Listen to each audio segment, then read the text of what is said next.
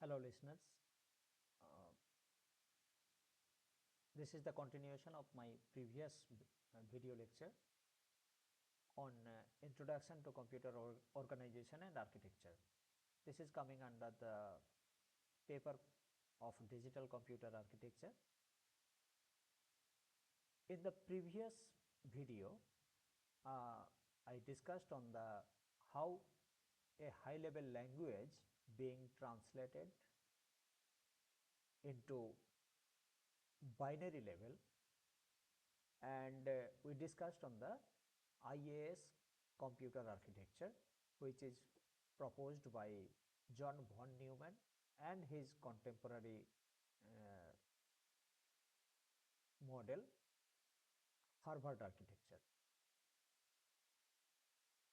Uh, essentially, essentially, whenever we are translating a high level language code into corresponding machine level language code, this machine level language code basically instructs the CPU what to do, and this is the this portion is coming under the computer architectural part. That means what are the type of uh, instructions it is supposed to do or supposed to support, and how many operands are there within each of the instruction, how they will be decoded. So these kind of specifications will be there in the architectural specification of the CPU design. So while we are talking about computer organization and architecture, there is a little bit difference in organization and architecture. Computer architecture is actually deals with the design of instruction set, how every instruction being executed by the underlying hardware, how many operands it may support, and their binary format, their memory addressing technologies they can use. So all the things will be specified within the computer architecture. In computer organization, in this concept, we are basically deals with how an instruction being executed by the underlying computer hardware.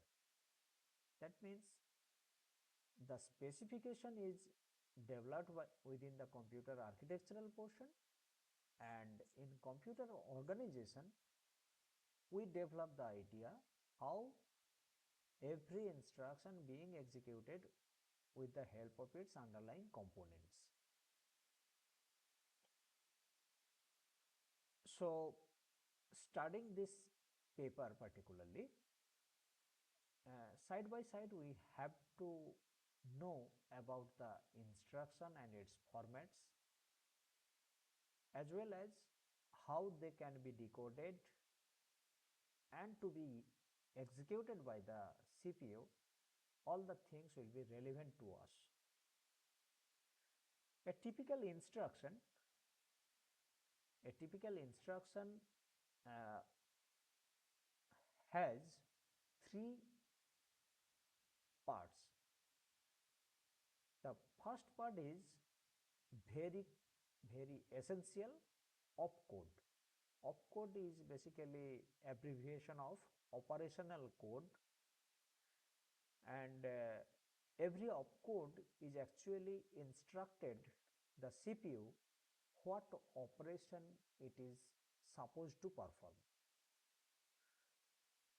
The second field is mode, that is how the operands will be taken out for execution.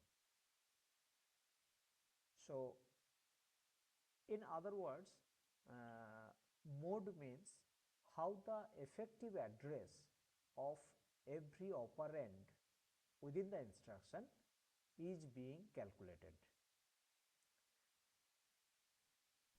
And the third field of this instruction is address.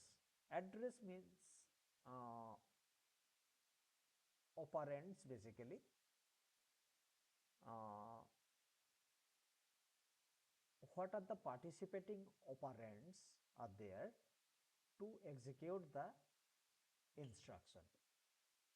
For example, within the C snippet, we used C equals to A plus B, where the underlying corresponding machine level code was C equals to A plus B. So, or in assembly language, we used add C, comma A, comma B. Here there are three operands C, A and B, and the instruction is add, ADD. So here C, A, B, all the operands are actually constituent elements resides in the main memory. So how to get the main memory address, that particular thing will be described by the mode field of this instruction, and address of the operands A, B, C will be available in the third portion, right? Now, while we are getting an instruction, every instruction is being executed within the computer system, which is known as instruction cycle.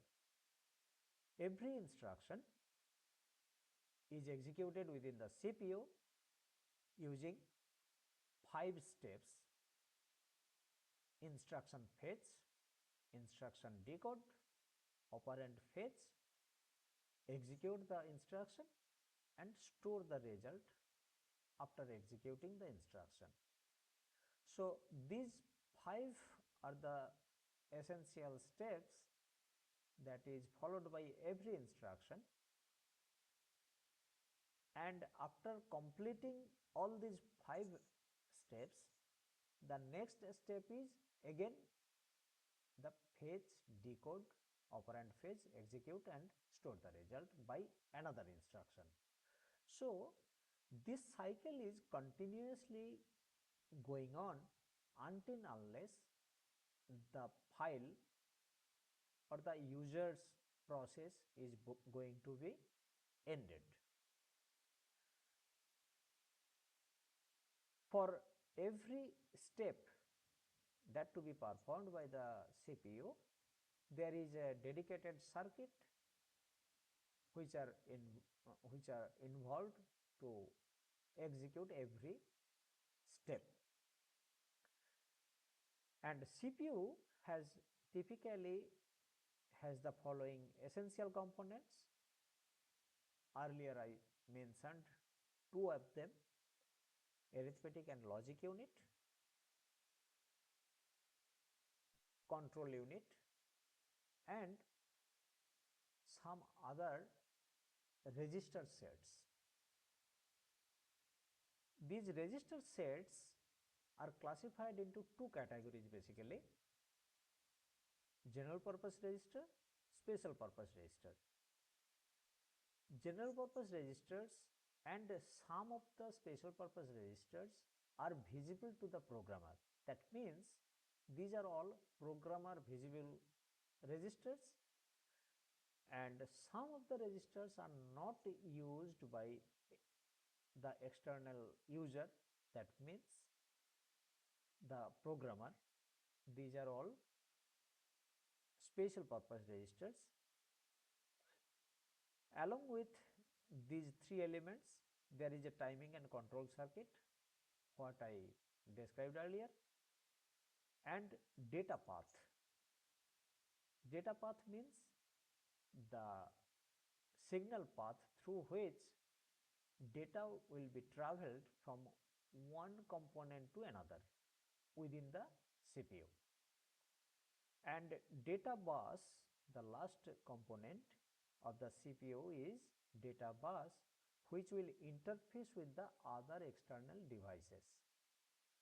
Essentially, other external devices means the input output interfaces as well as some memory devices attached to the system. Memory devices essentially includes main memory, uh, some secondary memory device, and other external memory devices as well. So to connect all these components within the CPU to make a uh, complete setup of the computer system, we need data buses to interface all the components that to be connected to the CPU.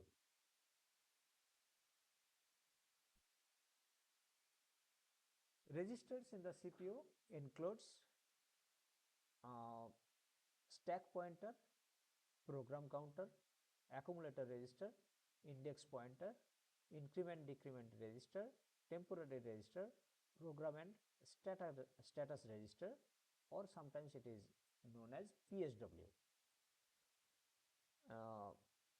Out of these registers, possibly all the registers are accessible to the user, that means the programmer.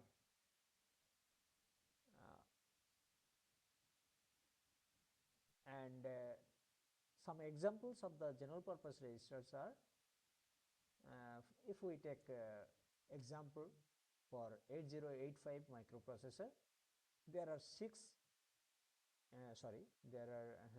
there are 6 8-bit registers B, C, D, E, H, L.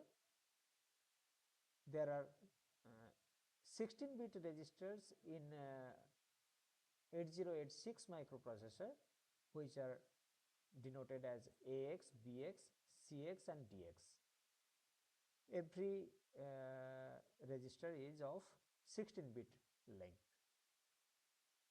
So these are the register sets are available inside the CPU to hold the data temporarily, such that every program or every instruction logically that to be executed within the CPU. Next, instruction. If we try to classify every instruction taken care of, instruction set is basically classified into several categories. There are two criteria how we are classifying our instruction sets. So depending on the number of operands present within the instruction, we classify instruction sets using 0, 1, 2, 3 addressed instruction.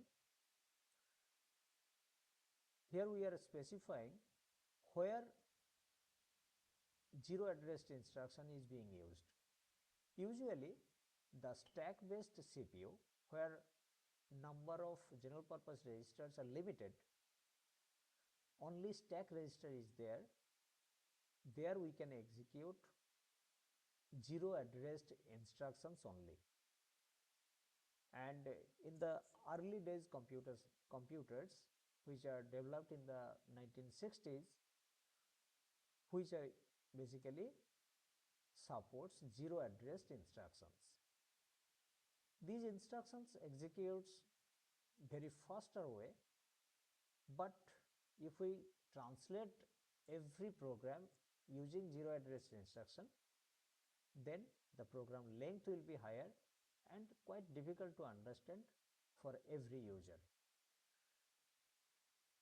Thereafter, some general purpose register is incorporated in 1970s, but prior to that, one addressed instruction set is being developed, which are basically accumulator based machines support this type of one addressed instruction. Actually, number of number of general purpose registers incorporated within the CPU. By this way, we actually try to enhance the system's performance as well as the programmer's facility. How do we facilitate the system programmer such that they can easily write their programs using machine level language code? For this reason, general purpose registers, these registers is basically costly, but even that even costly, we are incorporating general purpose registers in today's CPU as well to give the flexibility to the programmer such that they can develop their programs easily. With this motto, two addressed instruction, three addressed instructions are being developed by the architectures. The second criteria is depending on the type of tasks they can perform, instruction set is being classified into these 6 categories. Arithmetic instructions, these instruction set is basically perform the arithmetic operations only. Data transfer and memory handling instructions, these instructions are dedicated to perform to store and move data items from one component to another as well as from memory device to the CPU or some input output devices to the CPU as well. So data transfer and memory handling instructions are incorporated in the second category. The third category of instructions are logical instructions. These instructions are supposed to perform some logical operations like compare, uh, and or not, XOR, all these operations, rotate operations, all these are supported by the logical instruction sets. Branching instructions, that means to write every program which will jump from one location to another, like if we use loop structure or say if else logic is being incorporated in our program, then essentially we have to jump from one location to another. So this kind of situation be handled by branching instructions in the assembly language code, JMP, call, RET, RST, all these instructions are being used to handle loops construct or if else logic or even subroutine calls. Control instructions, these instructions are being uh, used to perform how this assembly code is being handled. NOP means no operation, that means skipping the underlying operations or halting the execution of the CPU for few moments, like wait. So all these control instructions are being incorporated in the fifth category. IO instructions are being designated for handling the input output operations. So these are the all instruction types that are be handled by the architectures.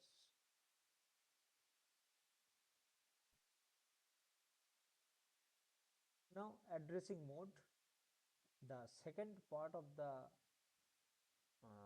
each instruction, addressing mode. There are several addressing modes available: implied, immediate, register, register indirect, auto increment and decrement, direct addressing mode, indirect addressing mode, as well as relative addressing mode, indexed addressing mode, and base register indexing mode. These index, all these instruction or addressing modes basically gives the flexibility to the programmer such that they can store the operand within the computer system uh, everywhere. Everywhere means they can store their operands within the CPU register, they can store the operands within the main memory, they can store the operands within the secondary memory as well. Not only that, addressing mode also facilitate the system programmer to use uh, pointers, pointer to the pointer, as well as array type of structure such that they can manipulate data from anywhere. So, giving this flexibility, different addressing modes are being implemented within our computer system.